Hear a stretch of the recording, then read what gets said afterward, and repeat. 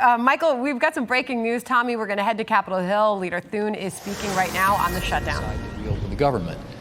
Of course, if you look at why we are here in the first place, it's hard to explain. I still don't know exactly what it is they want. We have accommodated a lot of their questions and concerns. They want to have a discussion about health care. We offered that up a long time ago.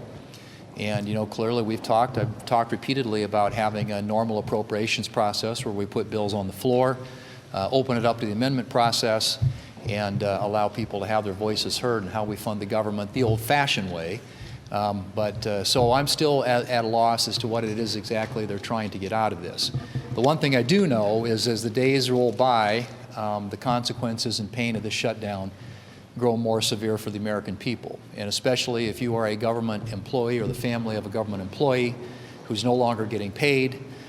There are more and more stories of people out there who are trying to live paycheck to paycheck. And now you've got the food assistance going away, the SNAP program.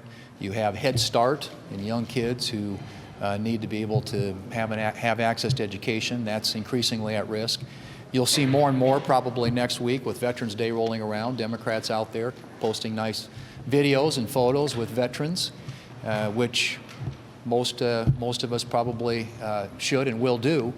But the better thing they could do is actually support our veterans by opening up the government and allowing these regional offices to get open today, or open again, and allow the GI Bill hotline to start functioning and operating again. There are so many ways in which Americans are impacted by this, and certainly our veterans and our troops come to mind immediately.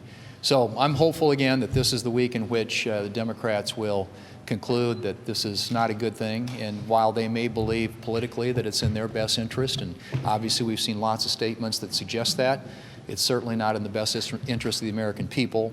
The American people are those who are caught up in the political games being played here in the Senate by the Senate Democrats. All it takes is 5 of them.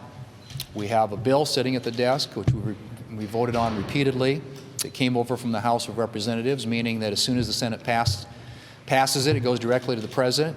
He will sign it into law, the government will reopen, and all these adverse consequences that are being experienced by people across this country will go away. That's all it takes. 5 more Democrats, 5 Democrat senators with the courage to take on their political base and their leaders and to do what's in the best interest of the American people. Mr. Leader, walk us through the play call here, the potential play call, the idea that there might be some sort of an agreement to move the CR to a later date in January, vote Thursday night, Friday night, something like that. And is there a disagreement between the date between the Senate and the House? Well, I think obviously since we are now into November and the CR, we've lost 5 weeks.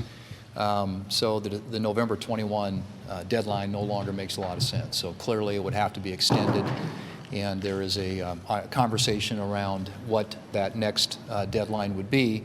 But the hope and expectation would be that we could get appropriations bills on the floor, get them considered and passed, so that we can fund the government through the normal appropriations process. Click here to subscribe to the Fox News YouTube page to catch our hottest interviews and most compelling analysis.